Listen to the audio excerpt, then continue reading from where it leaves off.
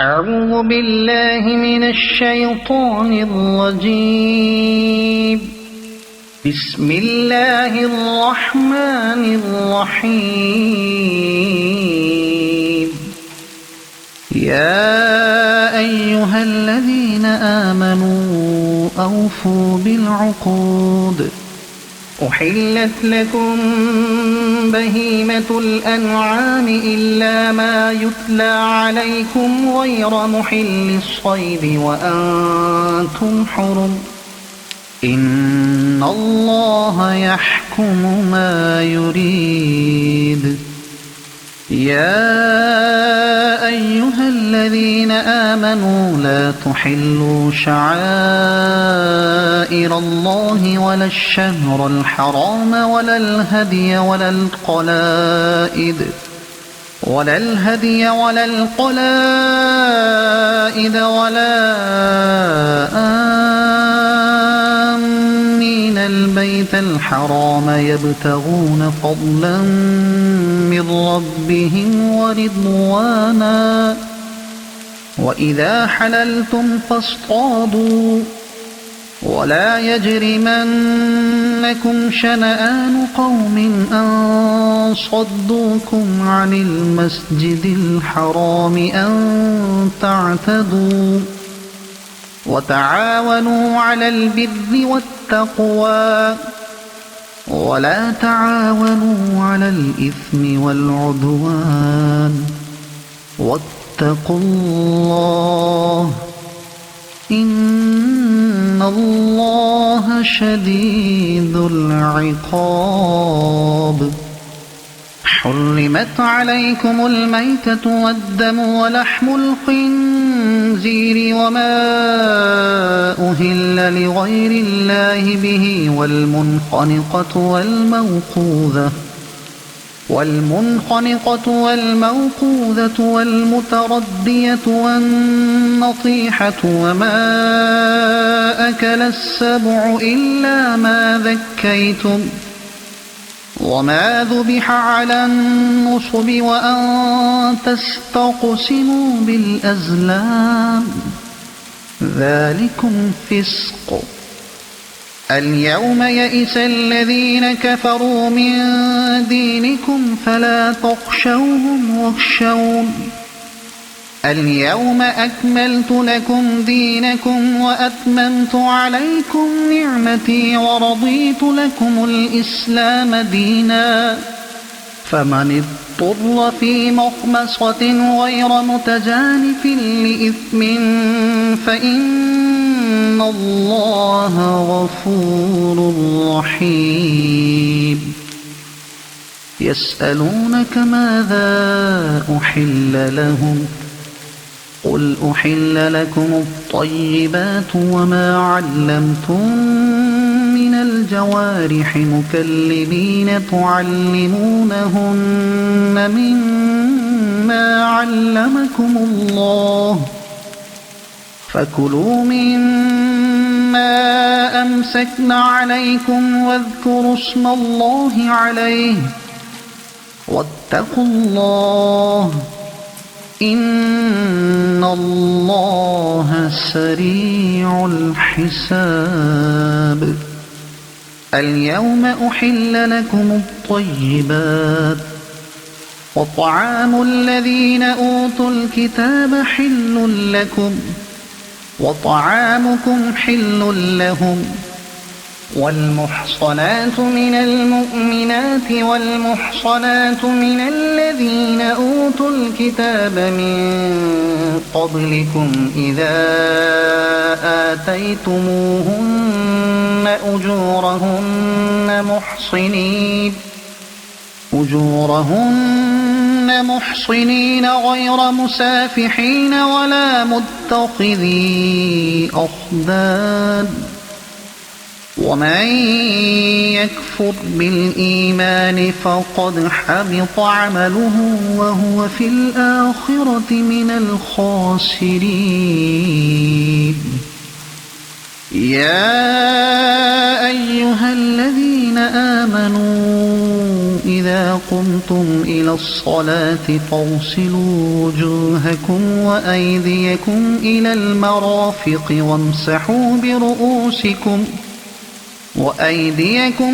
المرافق وامسحوا برؤوسكم وأرجلكم إلى الكعبين وإن كنتم جنبا فاطهروا وإن كنتم مرضى أو على سفر أو جاء أحد منكم من الغائط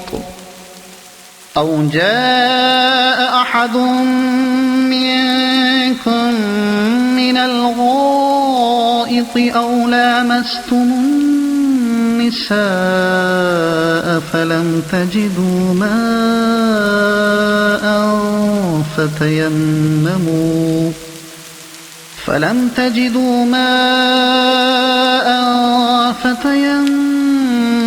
صعيدا طيبا فامسحوا بوجوهكم وأيديكم منه ما يريد الله ليجعل عليكم من حرج ولكن يريد ليطهركم وليتم نعمته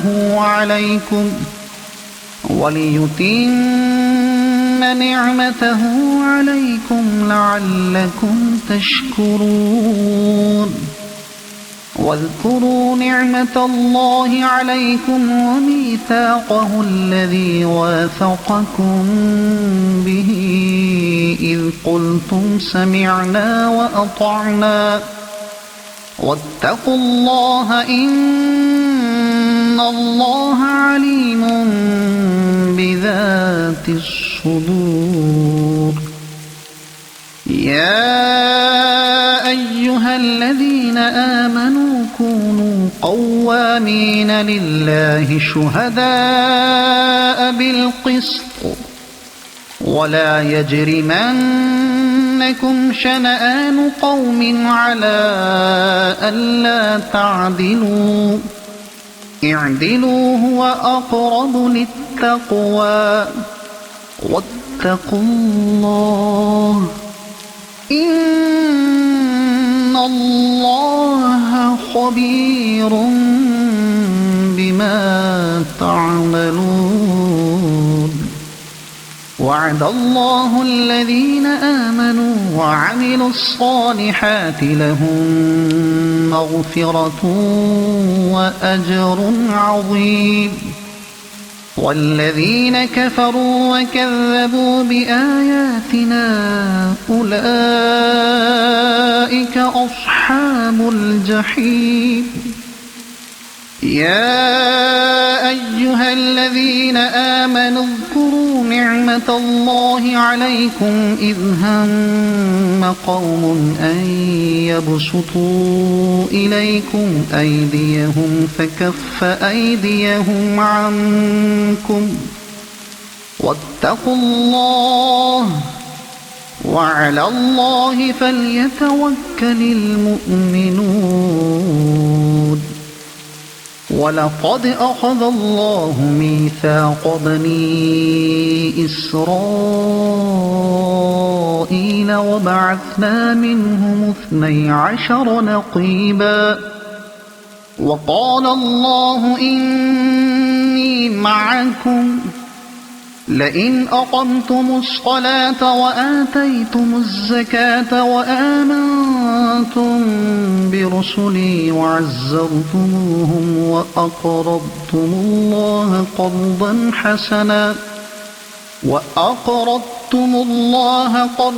حسنا لأكفرن عنكم سيئاتكم ولأدخلنكم جنات تجري من تحتها الأنهار فمن كفر بعد ذلك منكم فقد ضل سواء السبيل فبما نقضهم ميثاقهم لعناهم وجعلنا قلوبهم قاسية يحرفون الكلم عن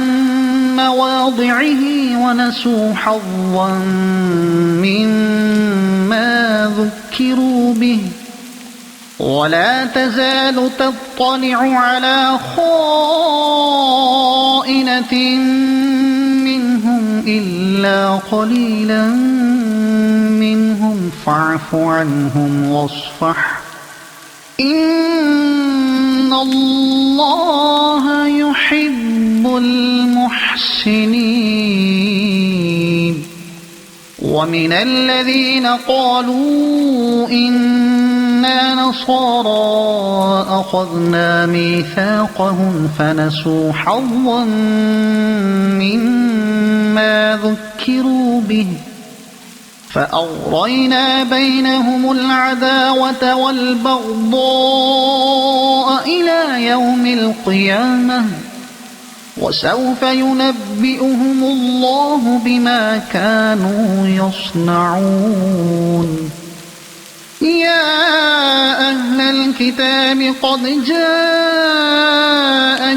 رسولنا يبين لكم كثيرا مما كنتم تخفون من الكتاب ويعفو عن كثير قد جاءكم من الله نور وكتاب مبين يهدي به الله من اتبع رضوانه سبل السلام ويخرجهم من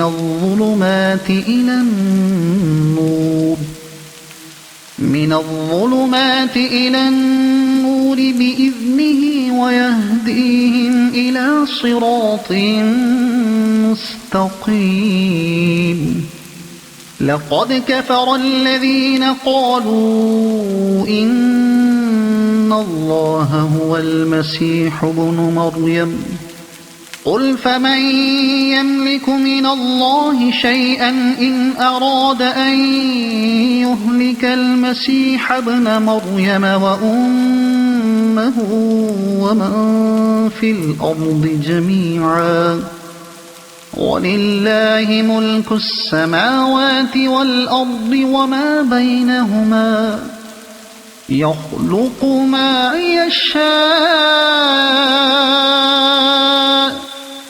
والله على كل شيء قدير وقالت اليهود والنصارى نحن أبناء الله وأحباؤه قل فلم يعذبكم بذنوبكم بل أنتم بشر ممن خلق يغفر لمن يشاء ويعذب من يشاء ولله ملك السماوات والأرض وما بينهما وإليه المصير يا أهل الكتاب قد جاءكم رسولنا يبين لكم على فترة من الرسل أن تقولوا ما جاءنا من بشير ولا نذير فقد جاءكم بشير ونذير والله على كل شيء قدير وإذ قال موسى لقومه يا قوم اذكروا نعمة الله عليكم إذ جعل فيكم أنبياء وجعلكم ملوكا وآتاكم ما لم يؤت أحدا من العالمين يا قوم ادخلوا الأرض المقدسة التي كتب الله لكم ولا ترتدوا على أدباركم فتنقلبوا خاسرين قالوا يا موسى إن فيها قوما جبارين وإنا لن ندخلها حتى يخرجوا منها فإن يخرجوا منها فإنا داخلون قال رجلان من الذين يخافون أنعم الله عليهم ادخلوا عليهم الباب فإذا دخلتموه فإنكم غالبون وعلى الله فتوكلوا إن كنتم مؤمنين قالوا يا موسى إنا لن ندخلها أبدا ما داموا فيها فاذهب أنت وربك فقاتلا إنا هاهنا قاعدون قال رب إني لا أملك إلا نفسي وأخيه فافرق بيننا وبين القوم الفاسقين قال فإنها محرمة عليهم 40 سنة يتيهون في الأرض فلا تأس على القوم الفاسقين واتل عليهم نبأ ابني آدم بالحق إذ قربا قربانا فتقبل من أحدهما ولم يتقبل من الآخر قال لأقتلنك قال إنما يتقبل الله من المتقين لئن بسطت إلي يدك لتقتلني ما أنا بباسط يدي إليك لأقتلك إني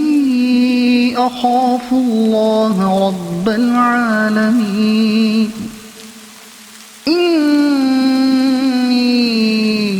أريد أن تبوء بإثمي وإثمك فتكون من أصحاب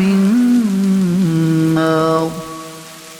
وذلك جزاء الظالمين فطوعت له نفسه قتل أخيه فقتله فأصبح من الخاسرين فبعث الله غرابا يبحث في الأرض ليريه كيف يواري سوءة أخيه قال يا ويلتى أعجزت أن أكون مثل هذا الغراب فأواري سوءة أخي فأصبح من النادمين من أجل ذلك كتبنا على بني إسرائيل أنه من قتل نفسا بغير نفس أو فساد في الأرض فكأنما قتل الناس جميعا ومن أحياها فكأنما أحيا الناس جميعا ولقد جاءتهم رسلنا بالبينات ثم إن كثيرا منهم بعد ذلك في الأرض لمسرفون إنما جزاء الذين يحاربون الله ورسوله ويسعون في الأرض فسادا أن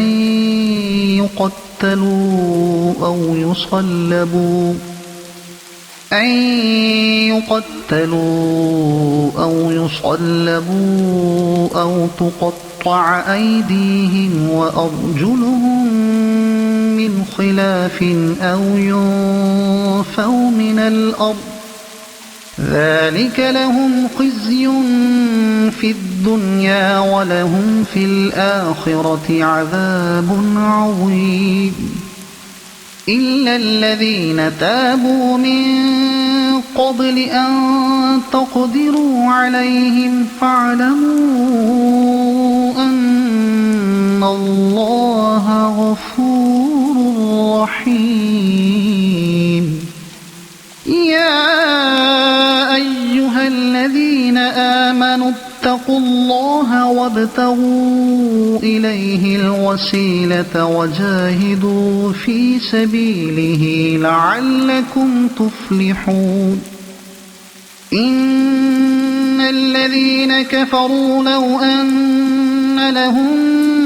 ما في الأرض جميعا ومثله معه ليفتدوا به من عذاب يوم القيامة ما تقبل منهم ولهم عذاب أليم يريدون أن يخرجوا من النار وما هم بخارجين منها ولهم عذاب مقيم والسارق والسارقة فاقطعوا أيديهما جزاء بما كسبا نكالا من الله والله عزيز حكيم فمن تاب من بعد ظلمه وأصلح فإن الله يتوب عليه إن الله غفور رحيم ألم تعلم أن الله له ملك السماوات والأرض يعذب من يشاء ويغفر لمن يشاء والله على كل شيء قدير يا أيها الرسول لا يحزنك الذين يسارعون في الكفر من الذين قالوا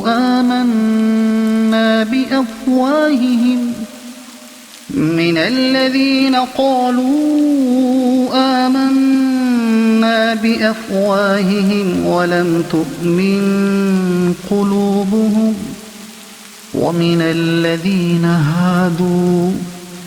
سماعون للكذب سماعون لقوم آخرين لم يأتوك يحرفون الكلم من بعد مواضعه يقولون إن أوتيتم هذا فخذوه وإن لم تؤتوه فاحذروا ومن يرد الله فتنته فلن تملك له من الله شيئا أولئك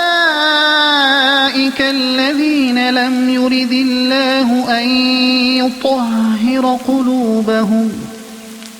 لهم في الدنيا خزي ولهم في الآخرة عذاب عظيم سماعون للكذب أكالون للسحت فإن جاءوك فاحكم بينهم أو أعرض عنهم وإن تعرض عنهم فلن يضروك شيئا وإن حكمت فاحكم بينهم بالقسط إن الله يحب المقسطين وكيف يحكمونك وعندهم التوراة فيها حكم الله ثم يتولون من بعد ذلك وما أولئك بالمؤمنين إنا أنزلنا التوراة فيها هدى ونور يحكم بها النبيون الذين أسلموا للذين هادوا والربانيون والأحبار بما استحفظوا من كتاب الله وكانوا عليه شهداء فلا تخشوا الناس واخشوني ولا تشتروا بآياتي ثمنا قليلا ومن لم يحكم بما أنزل الله فأولئك هم الكافرون وكتبنا عليهم فيها أن النفس بالنفس والعين بالعين والأنف بالأنف والأذن بالأذن والسن بالسن والجروح قصاص فمن تصدق به فهو كفارة له ومن لم يحكم بما أنزل الله فأولئك هم الظالمون وقفينا على آثارهم بعيسى ابن مريم مصدقا لما بين يديه من التوراة وآتيناه الإنجيل فيه هدى ونور ومصدقا لما بين يديه من التوراة وهدى وموعظة للمتقين وليحكم أهل الإنجيل بما أنزل الله فيه ومن لم يحكم بما أنزل الله فأولئك هم الفاسقون وأنزلنا إليك الكتاب بالحق مصدقا لما بين يديه من الكتاب ومهيمنا عليه فاحكم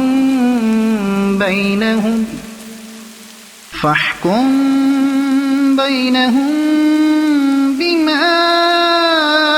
أنزل الله ولا تتبع أهواءهم عما جاءك من الحق لكل جعلنا منكم شرعة ومنهاجا ولو شاء الله لجعلكم أمة واحدة ولكن ليبلوكم فيما آتاكم فاستبقوا الخيرات إلى الله مرجعكم جميعا فينبئكم بما كنتم فيه تختلفون وأن احكم بينهم بما أنزل الله ولا تتبع أهواءهم واحذرهم أن يفتنوك عن بعد ما أنزل الله إليك فإن تولوا فاعلم أنما يريد الله أن يصيبهم ببعض ذنوبهم وإن كثيرا من الناس لفاسقون أفحكم الجاهلية يبغون ومن أحسن من الله حكما لقوم يوقنون يا أيها الذين آمنوا لا تتخذوا اليهود والنصارى أولياء بعضهم أولياء بعض ومن يتولهم منكم فإنه منهم إن الله لا يهدي القوم الظالمين فترى الذين في قلوبهم مرض يسارعون فيهم يقولون نخشى أن تصيبنا دائرة فعسى الله أن يأتي بالفتح أو أمر من عنده فيصبحوا على ما أسروا في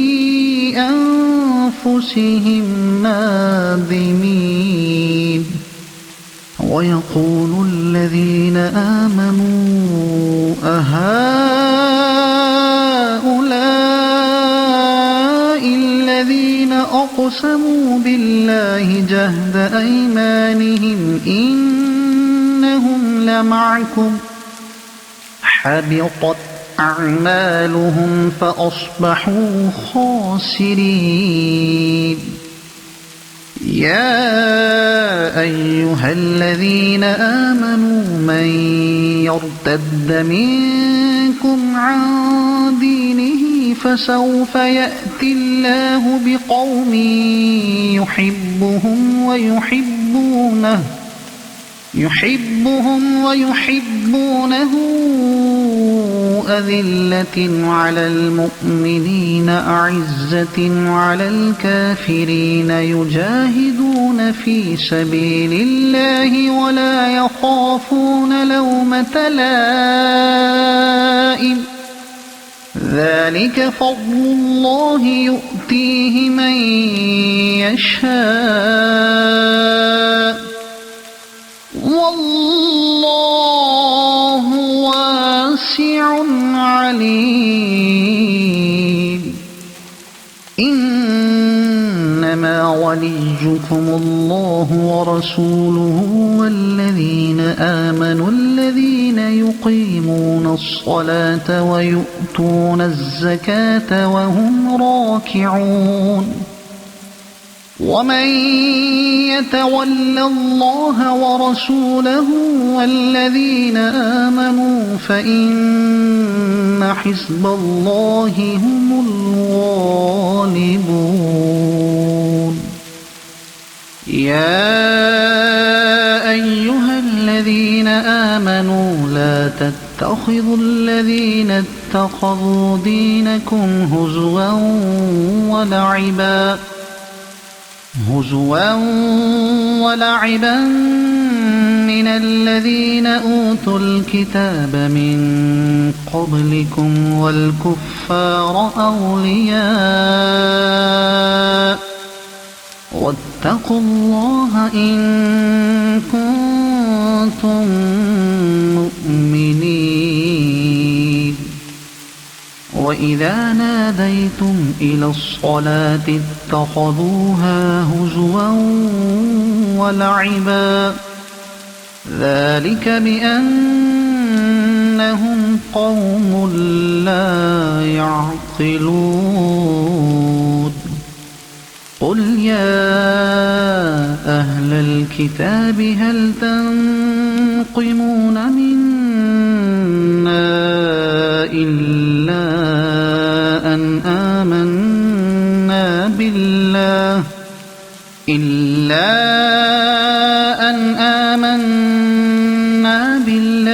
وما أنزل إلينا وما أنزل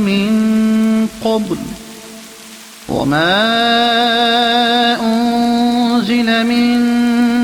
قبل وأن أكثركم فاسقون قل هل أنبئكم بشر من ذلك مثوبة عند الله من لعنه الله وغضب عليه وجعل منهم القردة والخنازير وعبد الطاغوت أولئك شر مكانا وأضل عن سواء السبيل وإذا جاءوكم قالوا آمنا وقد دخلوا بالكفر وهم قد خرجوا به والله أعلم بما كانوا يكتمون وترى كثيرا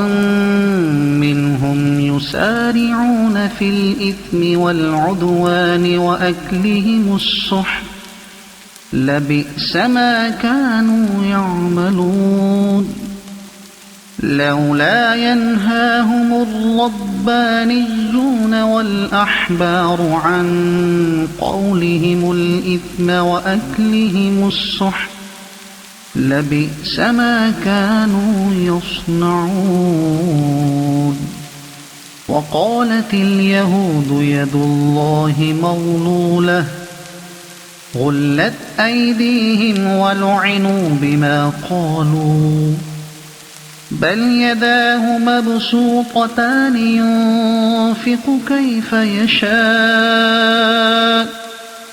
وليزيدن كثيرا منهم ما أنزل إليك من ربك طغيانا وكفرا وألقينا بينهم العداوة والبغضاء إلى يوم القيامة كلما أوقدوا نارا للحرب أطفأها الله ويسعون في الأرض فسادا والله لا يحب المفسدين ولو أن أهل الكتاب آمنوا واتقوا لكفرنا عنهم سيئاتهم ولأدخلناهم جنات النعيم ولو أنهم أقاموا التوراة والإنجيل وما أنزل إليهم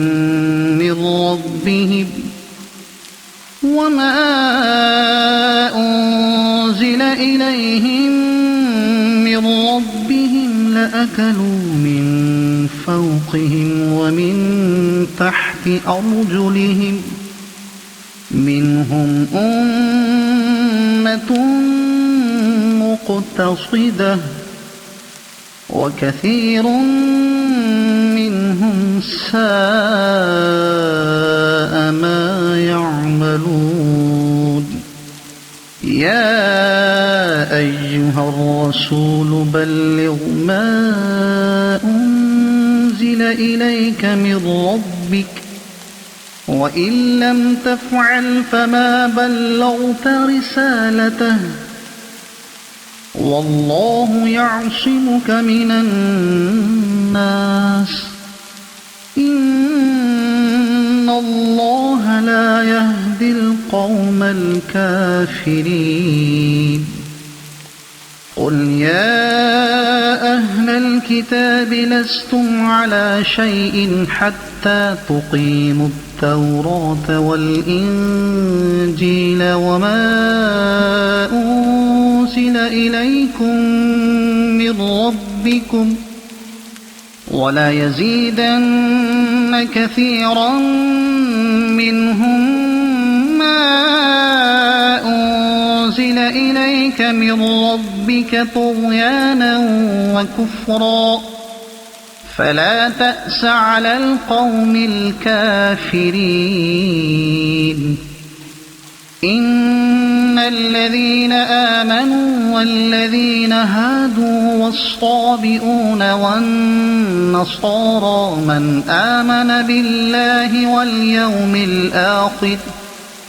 من آمن بالله واليوم الآخر وعمل صالحا فلا خوف عليهم ولا هم يحزنون لقد أخذنا ميثاق بني إسرائيل وأرسلنا إليهم رسلا كلما جاءهم رسول بما لا تهوى أنفسهم فريقا كذبوا وفريقا يقتلون وحسبوا ألا تكون فتنة فعموا وصموا ثم تاب الله عليهم ثم عموا وصموا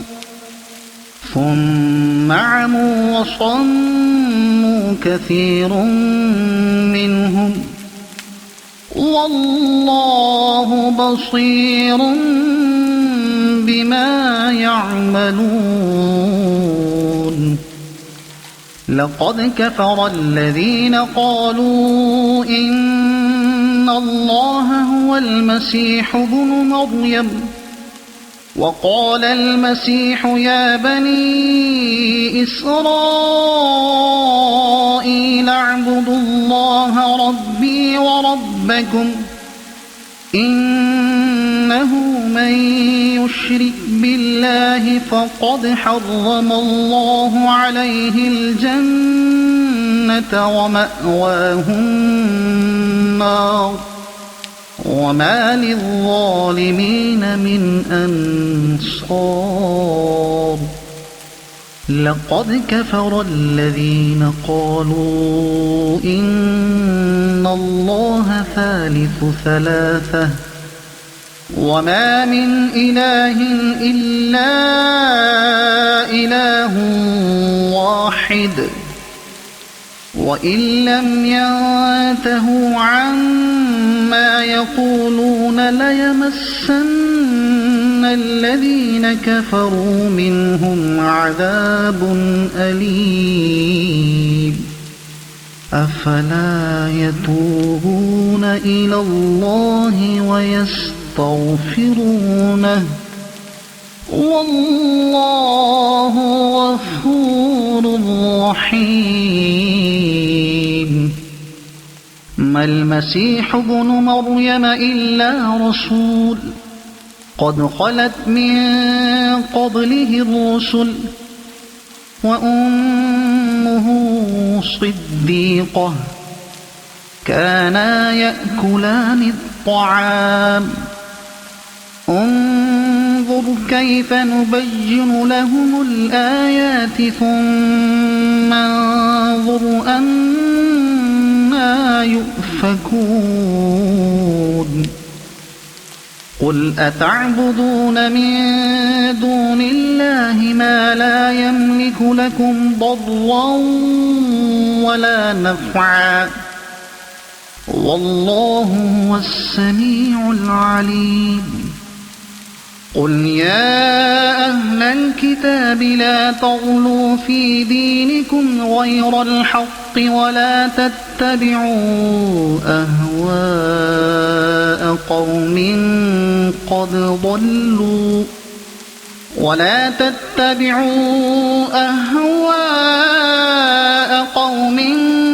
قد ضلوا من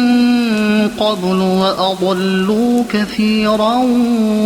وضلوا عن سواء السبيل لعن الذين كفروا من بني إسرائيل على لسان داود وعيسى بن مريم ذلك بما عصوا وكانوا يعتدون كانوا لا يتناهون عن منكر فعلوه لبئس ما كانوا يفعلون ترى كثيرا منهم يتولون الذين كفروا لبئس ما قدمت لهم أنفسهم أن سخط الله عليهم وفي العذاب هم خالدون ولو كانوا يؤمنون بالله والنبي وما أنزل إليه ما اتخذوهم أولياء ولكن كثيرا منهم فاسقون لتجدن أشد الناس عداوة للذين آمنوا اليهود والذين أشركوا ولتجدن أقربهم مودة للذين آمنوا الذين قالوا إنا نصارى ذلك بأن منهم قسيسين ورهبانا وأنهم لا يستكبرون وإذا سمعوا ما أنزل إلى الرسول ترى أعينهم تفيض من الدمع مما عرفوا من الحق يقولون ربنا آمنا فاكتبنا مع الشاهدين وما لنا لا نؤمن بالله وما جاءنا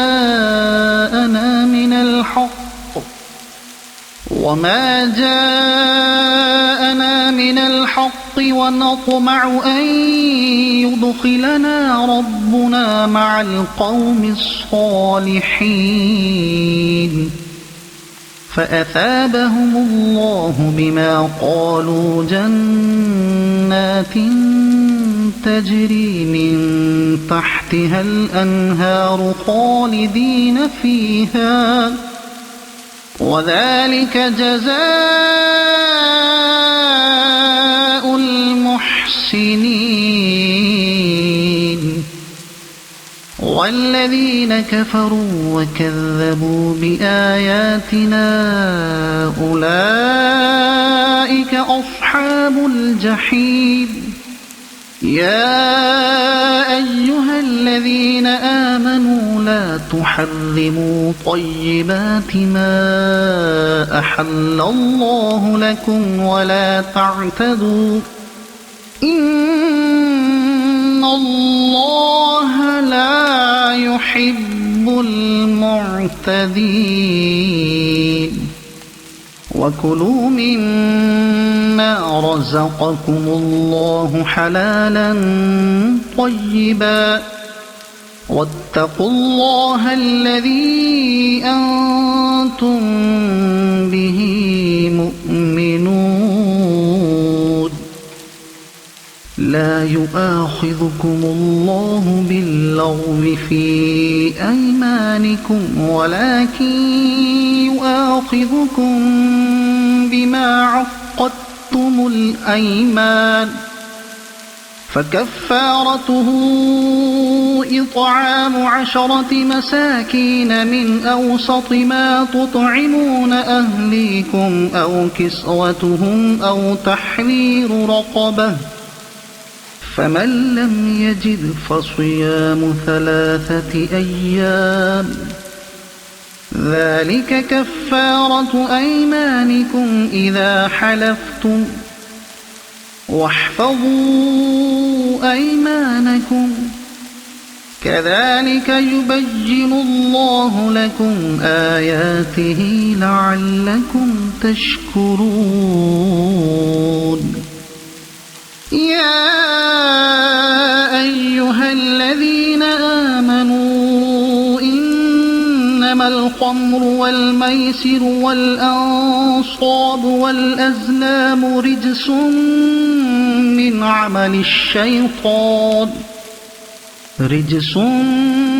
من عمل الشيطان فاجتنبوه لعلكم تفلحون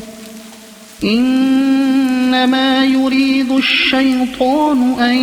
يوقع بينكم العداوة والبغضاء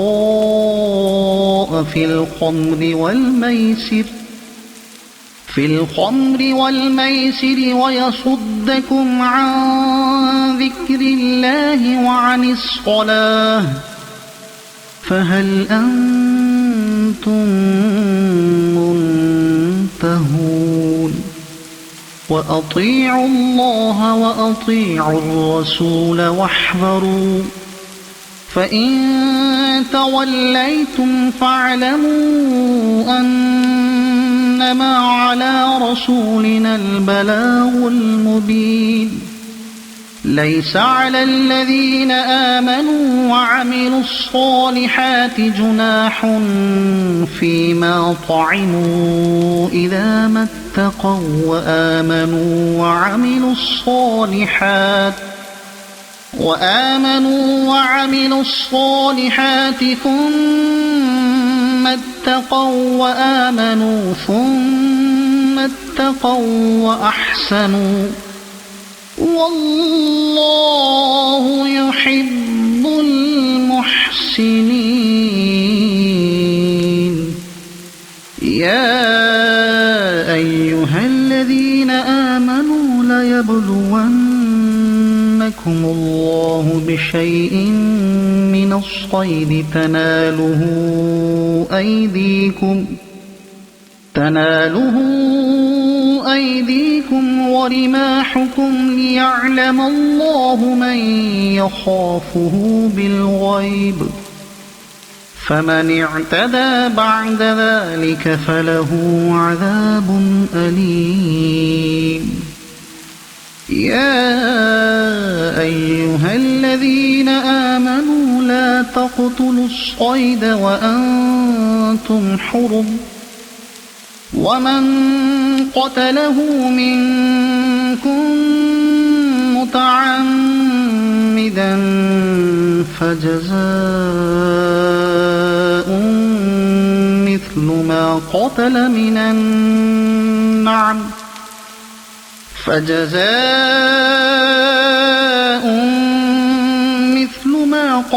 من النعم يحكم به ذوى عدل منكم هديا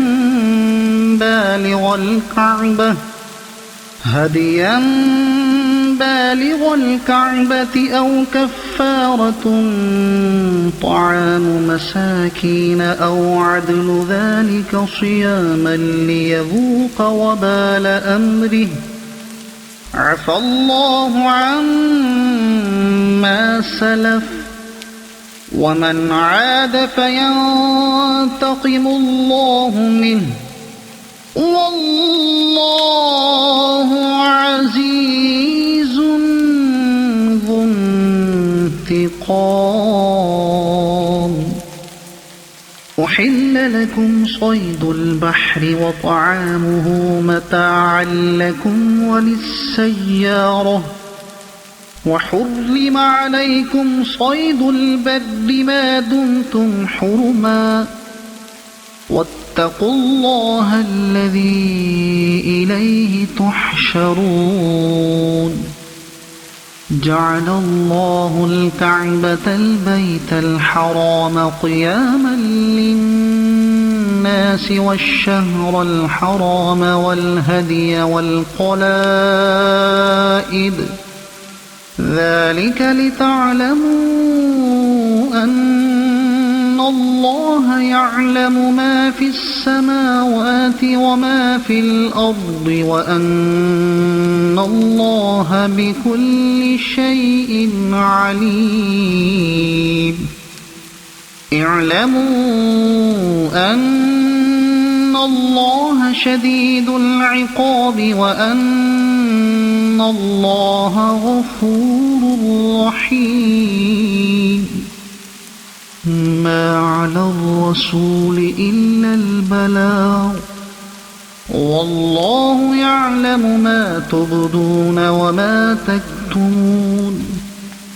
قل لا يستوي الخبيث والطيب ولو أعجبك كثرة الخبيث فاتقوا الله يا أولي الألباب لعلكم تفلحون. يا أيها الذين آمنوا لا تسألوا عن أشياء إن تبد لكم تسؤكم وإن تسألوا عنها حين ينزل القرآن تبد لكم عفى الله عنها والله غفور حليم. قد سألها قوم من قبلكم ثم أصبحوا بها كافرين. ما جعل الله من بحيرة ولا سائبة ولا وصيلة ولا حام ولكن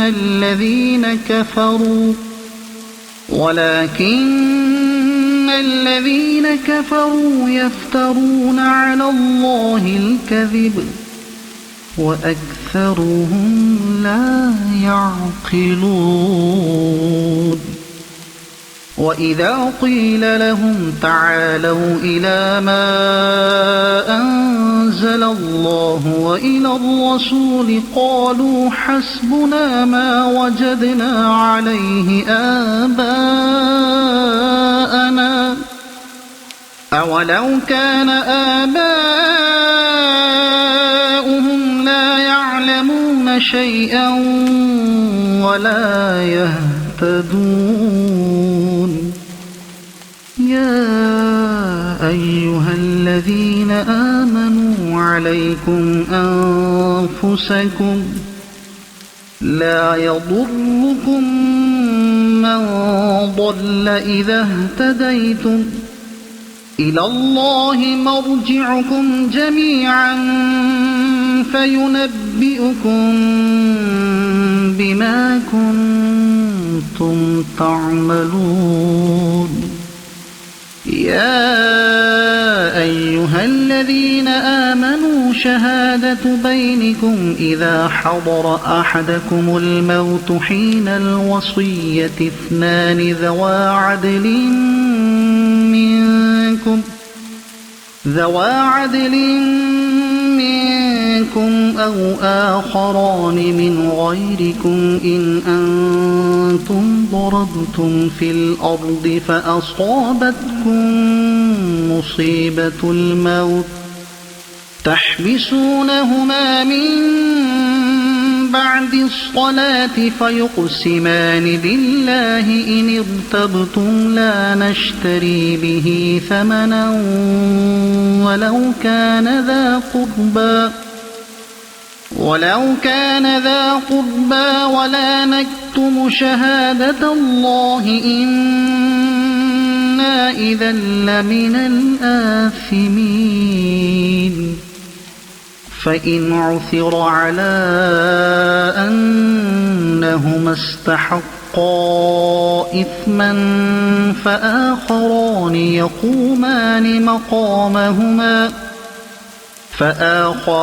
يَقُومَانِ مَقَامَهُمَا مِنَ الَّذِينَ اسْتَحَقَّ عَلَيْهِمُ الْأَوْلَيَانِ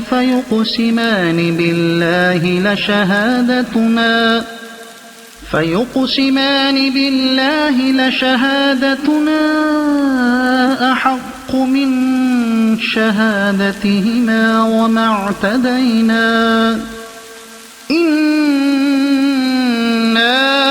إذا لمن الظالمين ذلك أدنى أن يأتوا بالشهادة على وجهها أو يخافوا أن ترد أيمان بعد أيمانهم واتقوا الله واسمعوا والله لا يهدي القوم الفاسقين يوم يجمع الله الرسل فيقول ماذا أجبتم قالوا لا علم لنا إنك أنت علام الغيوب إذ قال الله يا عيسى ابن مريم اذكر نعمتي عليك وعلى والدتك إذ أيدتك بروح القدس تكلم الناس في المهد وكهلا وإذ علمتك الكتاب والحكمة والتوراة والإنجيل وإذ تخلق من الطين كهيئة الطير بإذني فتنفخ فيها فتكون طيرا بإذني وتبرئ الأكمه والأبرص بإذني وإذ تخرج الموتى بإذني وإذ كففت بني إسرائيل عنك إذ جئتهم بالبينات فقال الذين كفروا منهم إن هذا إلا سحر مبين وإذ أوحيت إلى الحواريين أن آمنوا بي وبرسولي قالوا آمنا واشهد بأننا مسلمون إذ قال الحواريون يا عيسى ابن مريم هل يستطيع ربك أن ينزل علينا مائدة من السماء قال اتقوا الله إن كنتم مؤمنين قالوا نريد أن نأكل منها وتطمئن قلوبنا ونعلم أن قد صدقتنا ونكون عليها من الشاهدين قال عيسى ابن مريم اللهم ربنا أنزل علينا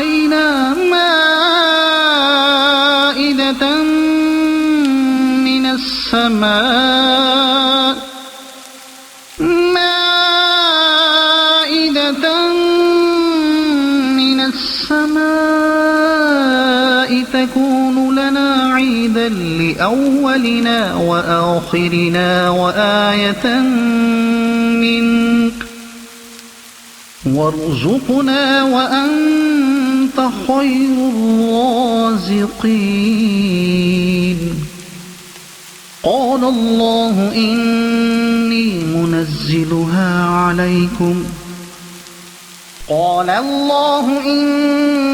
منزلها عليكم فمن يكفر بعد منكم فإني أعذبه عذابا لا أعذبه أحدا من العالمين وإذ قال الله يا عيسى ابن مريم أأنت قلت للناس اتخذوني وأمي إلهين من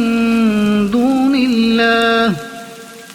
قال سبحانك ما يكون لي أن أقول ما ليس لي بحق